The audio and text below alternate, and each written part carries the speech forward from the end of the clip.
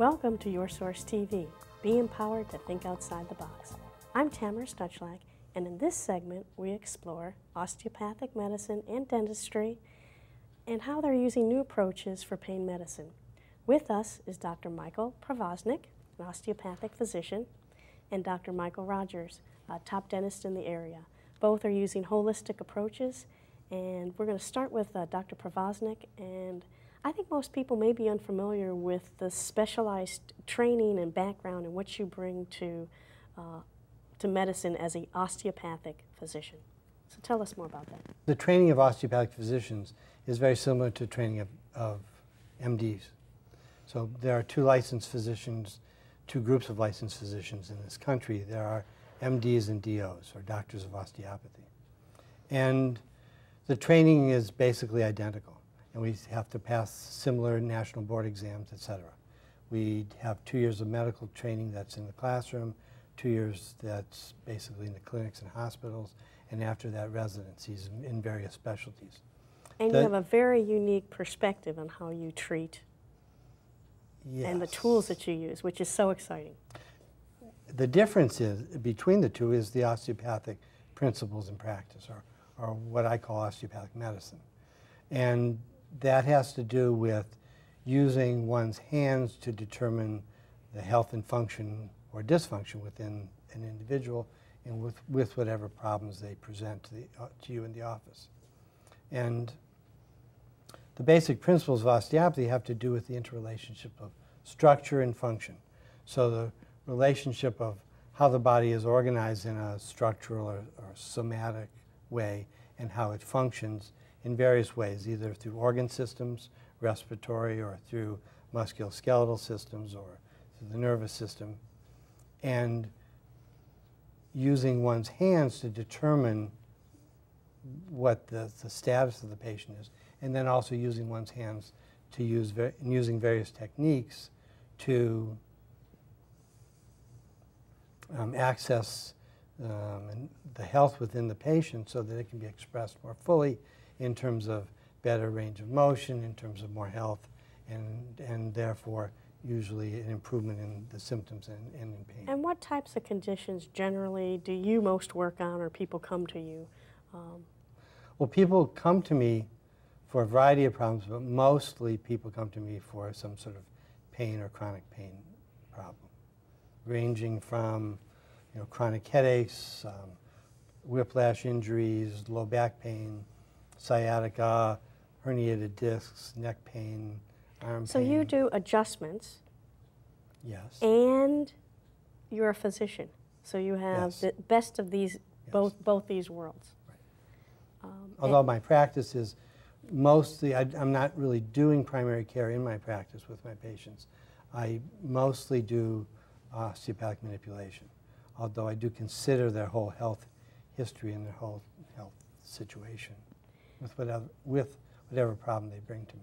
And what's interesting about this segment is we're going to talk about how an osteopathic physician and a holistic-oriented dentist are working together and cross-referring and providing really a whole new arena of healthcare services and coordinated and collaborative services for your patients, which is really fantastic. So, Dr. Rogers, you're a top dentist. You have in-depth training from UCLA and specialized training in TMJ and an internship in that.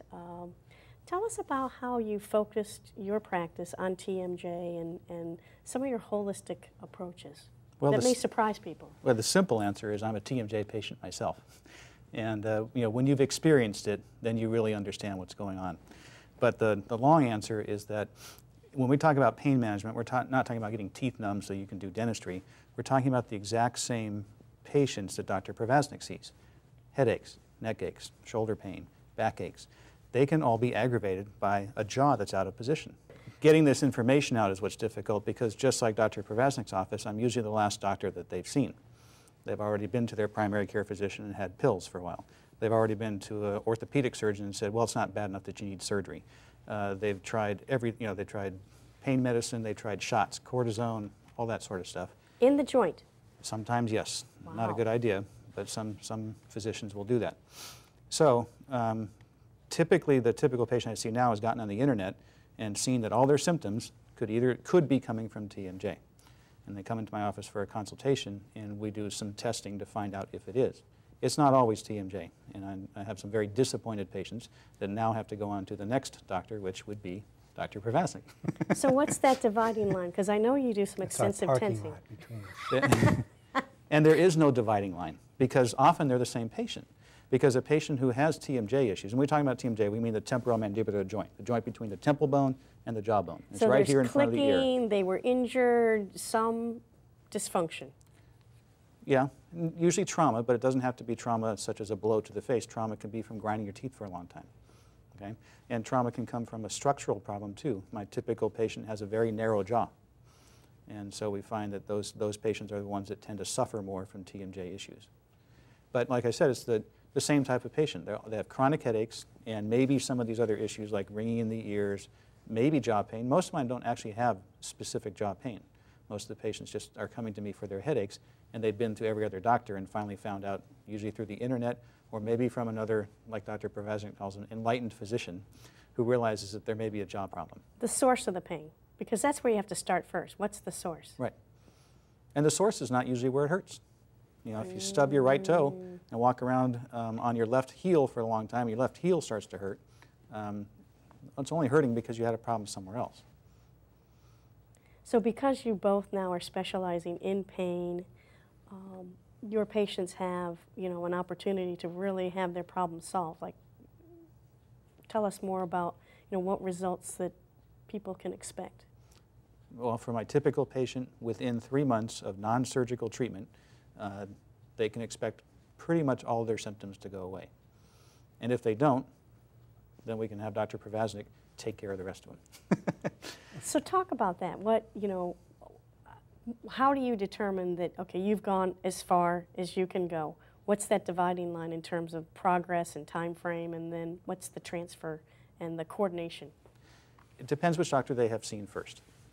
If they come to me first and I determine that they don't have a TMJ issue or TMJ is not their primary problem, I just refer them directly to someone like Dr. Pravasnik. Okay? If they come to me first and we determine that TMJ is their primary problem, and we can do that by a series of tests called autonomic nerve testing or reflex testing, then we go ahead and offer them treatment using some sort of intraoral orthotic device. Looks something like a night guard. I'm actually wearing one right now. Like I said, I'm a TMJ patient. You wouldn't know I had it in my mouth. But what it does is it repositions the jaw, takes the pressure off the joint, and removes the need for the body to compensate for the TMJ problem. Turns out it's the compensation, the body's way of dealing with the problem, that causes all these other issues. The constant background of pain signaling and then how that affects the whole health. Right. Yeah. And how it affects the whole body. Exactly. And while he could fix the problem, sometimes it's much quicker if I place an appliance in the patient's mouth to get rid of that level of you know, irritation to the nervous system, let's say, so that then what he does will be much more effective or work more quickly. Patients don't want to wait sometimes for everything to return to health if they're in so much pain that they just can't even function. And I think that's where I'm able to help Dr. Pravasnik.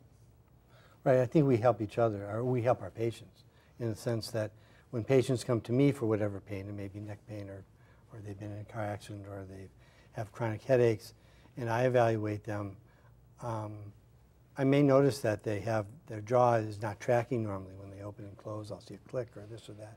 But they may not think of it because they don't have pain there in either jaw. And I will do what I normally do. So I will treat them and see how they respond.